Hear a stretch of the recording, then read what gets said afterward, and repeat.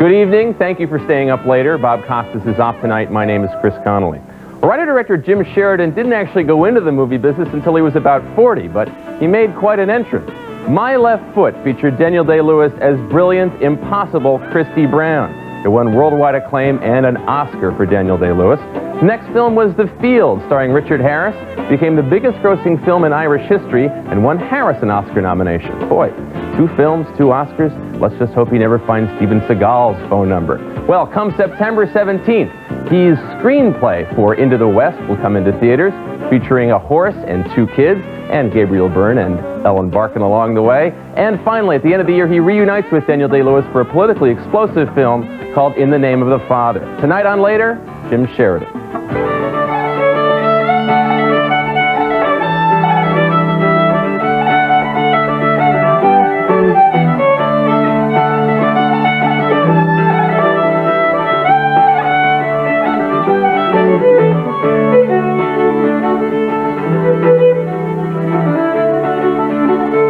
The sites in Hollywood that would be fun to see. I would have loved to have seen you trying to pitch the story of Into the West to a Hollywood executive. I want to make a movie about a big white horse and 2 kids. Yeah. I thought, what would they say to that, you know? Forget it, you know, it's like, but you can say the horse is magical, funny, you know. Horse has a great personality, can nod its head like that, can go like that, can stare, react. Like acting's reacting, so like a horse has a great chance. What was the appeal for this story for you? I mean, what made it interesting to you to write? I love the idea of just this horse possessed of a spirit, you know. I just had this idea of a white horse coming into a room, being in a room, living with somebody in a room. Come back out of it! No! Put down the gun! Find the child! Stop! Stop turning out! Stop!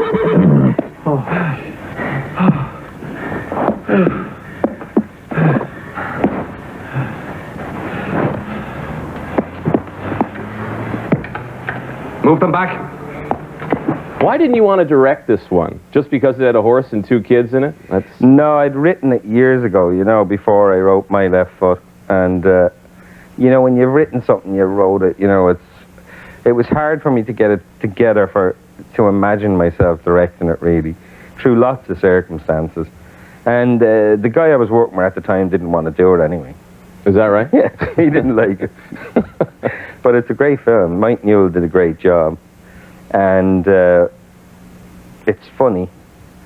I don't know, it's hard to describe it. It's not like just like a kid's film or an adult's film. It's it's a kind of everybody film, you know? Had you known Daniel Day-Lewis before you sent him the script? No. Daniel actually got the script through the mail, you know, through his letterbox. I think without a letter or anything, you know, and he just looked at the title, My Left Foot, and he loved the title, and then he read the open thing about somebody moves their left foot and puts a record on, and he loved that. And he told me he ran out of the room, did a little dance, and went back in and read more, and did another dance and whatever. But he's a very, very, very different actor to most people. Like, when I met him, after he had loved the script and all, and I was in, like, I had never directed a film. I had never directed a commercial, I had never directed a TV show. And I wanted to direct the film, and he said, great, no problem. You know? And he really supported me in directing it. But I then said to him, you know, like, because I was very, like, I was trying to, in the theatre, to actually run, like I spent my life, like say 20 years running a little theatre with actors. Like, I mean, I kind of knew actors really well. Right. So I was saying to Daniel, you know, that it wouldn't work, the script wouldn't work as it was written, that what he'd read, because the kid was in it till page 50 or 60. And I said, like, you know, if we leave the kid in that long, the audience will either love him and don't want to lose him, or we've killed him, you know. So I felt that 20 minutes was the most you could stay with the kid. Now, most actors say, that's totally right. You know, like, my part's bigger, no problem. He went like, no, you can't do this if it destroys the script, and, you know, and I was thinking, oh, this guy is different.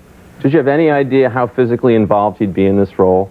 What, 8 weeks with other people who had cerebral palsy and remaining essentially immobile on the set while you were shooting the movie? Yeah, it was a great inspired thing to do. It wasn't like method acting, although, you know, Daniel's not like completely method acting. Like, if he has to die, he won't do that, you know. It's like, you know. Well, it makes, you know, kind of a take two difficult, doesn't it? Yeah, you have to get it right the first time. Lighting was wrong, let's do it again. But he is like a, he's like, he will get this part. I'm trying to think now, he will then, like, stay in the wheelchair, people have to move him around. And there comes a critical point when, like, you know, now we have to do it quicker. And then do you stand up and walk? Right. So, no, Daniel didn't do that, so we had to move him over cables and round and round. And it would have, to me, that was a godsend. I mean, here's this person who's focusing everything, who, in a funny way, has taken some, and I'm a bit of a, I don't know. Fess up. Bit wimpy in some ways, you know. I won't take the heat sometimes. I try to get everybody to like me. So, like, Daniel had the pressure, you know, a little bit of people saying, you know, we have to move him in the wheelchair again. And he's better at dealing with that than me. I think he's stronger in ways, you know. And after about 4 or 5 weeks of this, you know, to me it was brilliant, you know. And I thought, this is really what it's about. This is like, this guy's a genius. And then we had all these kids with cerebral palsy come in. And then, like, it became really important. And these kids with cerebral palsy were watching somebody imitate them.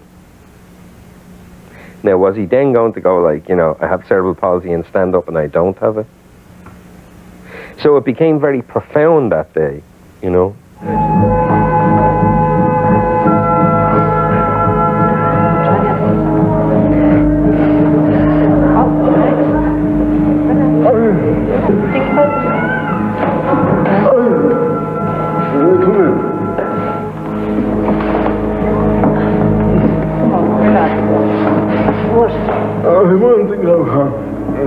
Are you sure? Wasn't there some part, though, where you were kicking a ball into a goal and he had to stop it with his head? Yeah, that was quite extraordinary day. Like, I love playing soccer, so, like, I had been in the studio and it was really, like, you know what it's like. And, you know, after a while, there's nowhere, you want to get out and you want to see the light. So we got out and had the ball, and I thought, God, great, you know, and Noel Pearson, who was producing it, you know, like, he was a bit worried about how we were doing this scene, like, you know, and everything had gone unbelievably smoothly up to that, you know, and it was amazing for him. Noel had never produced a film, and I had never done anything, directed right? one. Yeah, right. And I had this ball, you know, and they were all watching, and I was saying, we try it this way, and we were going to shoot it slightly crazy, the scene. And I had the ball, it was about 50 feet away from Daniel, I suppose. And I said, and I'll kick the ball down there. And I dropped the ball and I kicked it. And, you know, normally it's very difficult to kick the ball along the ground from your hands. You know, because you have to hit it right at impact. And so I kicked it, luckily enough, straight along the ground as hard as I could. And he just left. He was just sitting there on his foot, you know. And he just literally left and went straight and stopped the ball with his head. Now, unfortunately, we weren't shooting, you know. Save it, Christy! Well saved, Christy! Good save! He's in me! When did you get a sense of the acclaim that he, in particular, would receive for this movie? I guess there was a screening in Dublin that was supposedly very emotional for all concerned. Yeah, there was a screening, you know, where, I mean, but on the set you had to know it. I mean, on the set people thought he had cerebral palsy. It was that simple. Doctors. You know, so you knew, like, I knew this guy is like through the roof, you know. I mean, it's great to say, you know, the other thing, like, you know, we didn't know and then we came to America and it was a bit, and that is true as well. But it's not actually, I knew how good he was. I didn't think it was going to be anyway popular, the film, really, you know. But, like, he had got the Academy Award from me after about 5 days. How was Oscar night for you? It was great. It was amazing. I'm not saying like I knew anything about, you know, like I knew Daniel was going to win an Oscar or anything, you know. I'm not saying that. It was just that the guy was so great that, like, he just made it easy, you know. And on the Oscar night, it was like we couldn't lose because I got 5 nominations for the first film I ever did. It was crazy. I was going to be rich. What's wrong with this, you know? Welcome back to Later. I'm Chris Connolly talking to director Jim Sheridan. When you set out to make In the Name of the Father, Daniel Day-Lewis had now become probably the hottest actor, you know, in the world. Among the people who were eager to work with him, and right now, were Julia Roberts, who wanted to make a movie called Shakespeare in Love, and your old buddy Neil Jordan, who wanted to cast him in the role that Tom Cruise is now playing in Interview with a Vampire. Were you worried that you'd lose your actor and thereby lose your, because these were, you know, bigger projects. He could have, in the Hollywood way, he could have very well left you high and dry. Well, the problem I had was the opposite. Like, I knew Daniel would stick with the film. You know, so my problem was to try and not appear to people to be like this person who's forcing Daniel to do the film. Like, I had to say all the time, no, you go and ask him, and I won't stand in the way. And then I try and make it so that he could do both. You know, but his kind of attitude was just, this is the one I'm doing.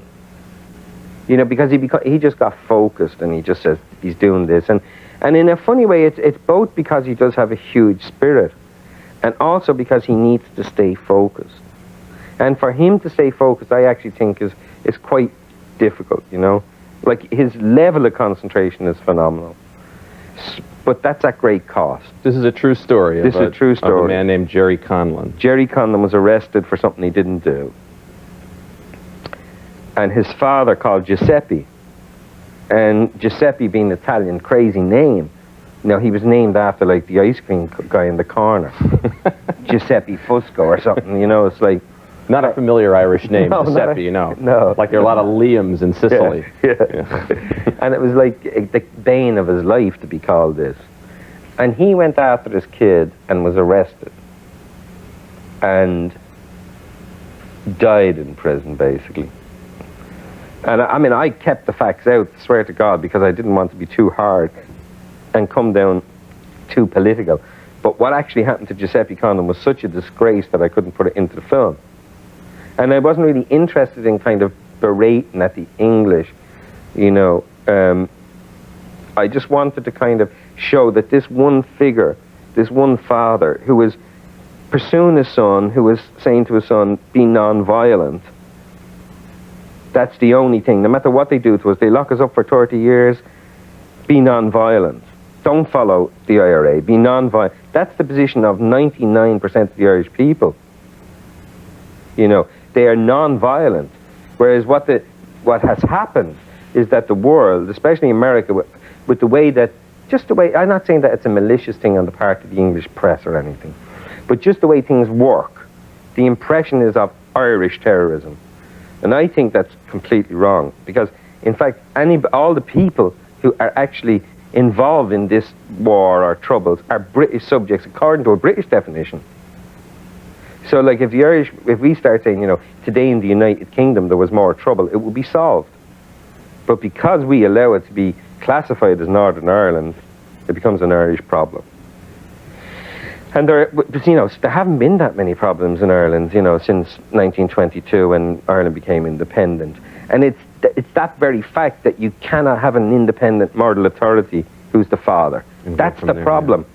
The father doesn't represent authority, therefore there are no rules.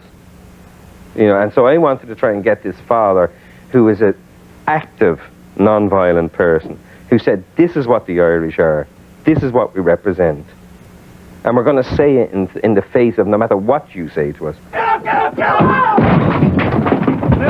Get enough out of bed, you dirty murdered. Hand up your head! Ow, ow! Right, lads, pick it up, quick, move it. You're looking for Mr. But I'm not it. Move it. Yeah, you could. He's done nothing. Back inside now. No worries. He's done nothing. He's not political. He's done nothing. I have a right to speak to my son. I'll be down the station, Jerry. Just you keep calm, Jerry. Keep calm, Jerry. Now, Emma Thompson is also in this movie. She plays his defense attorney. She has undergone enormous criticism in the British press for playing the role of a defense attorney for an accused IRA person. Was that difficult for her to handle? Was it hard for the production to handle? It wasn't difficult for the production to handle because we just ignored it and it died down, you know. It was, I suppose it was hard for her to handle because, you know, you're the feeling that like you're betraying your own. You know, that's the kind of thing they tried to imply. I see. But before Emma is English or British, she's a human being. You know, and she's got great soul and spirit and she doesn't care. You know, and that's, you know, I think before we're any nationality, that's what we have to be. Nationalism is like the curse of the world in certain regards. And she just took the pressure, didn't care. I mean, did care, was really concerned. And the funny thing is, you know, this person was accused of being in the IRA, but the person who's in the film has been acquitted of ever being involved in the IRA. So you get to that kind of racist kernel thing of like, all Irish people are the IRA. I mean, that has to be the thinking that allows people to say of Emma Thompson that she was playing the defense attorney of a convicted IRA killer. I mean, the person wasn't. He was acquitted. He didn't do it. And it's very dangerous to categorize it. It's understandable in a funny way from the authorities' point of view in England. You know, if they're under threat and pressure, that they'd react in, you know, a kind of emotional way.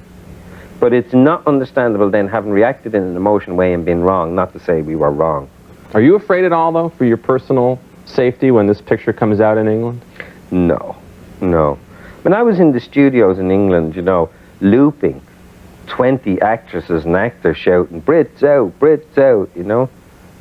And like, you know, like the people turning the knobs were all English. But the feeling was somebody at last is saying verbally all this stuff which they think is true and has the nerve to say it in England, in the studios, and not have that kind of hiding, conspiratorial, violent approach. I think the main problem with people with communication is when you think that somebody has a hidden hand. You know, now if I'm out there saying to the English, you are wrong on this case, you are totally wrong, you know, and non-violence is the approach, and people should stop and talk to each other, and if you can solve this problem with white, affluent people in Europe at the end of the 20th century, we better all stop and really think where we're going. And attention better be paid to this problem, because I'm defined by it, and I don't want to be anymore. I want the people who have the power over the situation to be defined by it. And I don't want to be Irish going around saying, oh, Irish, no, Ireland, yeah, there's trouble there. There is not trouble in Ireland. There is trouble in the United Kingdom. And I feel very, you know, and obviously I'm a bit, like, emotional about that. 20080 for more information. The field really does have a kind of resonance for Northern Ireland and Ireland in general, just on the basis of its storyline, doesn't it? This love of the land and who owns the land. Well, you know, there's a song in Ireland called Four Green Fields, which is, you know, one of them in bondage, which is Northern Ireland. There's 4 provinces, and there's this song about, you know, if I had me fort field or whatever. And so people would know that, like, the field in Ireland represented not only this field, but in some kind of way it represented the whole country, and the bull is the nationalist guy who's going to, like, pursue it to the end of the earth. And because he pursues it too much, he ends up in destruction. You know, he destroys himself. Can't you find another field? Another field? Another field? Jesus, you're as foreign here as that yank. Are you blind? Those hands, do you see those hands? Those rocks. It was a dead thing. Don't you understand? This is the widow's field. That's the law. The common law. There's another law. Stronger than the common law. What's that? The law of the land. The audience here, and because they don't have that same attachment to the land, they don't understand limited land in America. Now, this is obviously a character who didn't technically own this parcel of land, but whose family had farmed it for years and felt like he owned it in a way.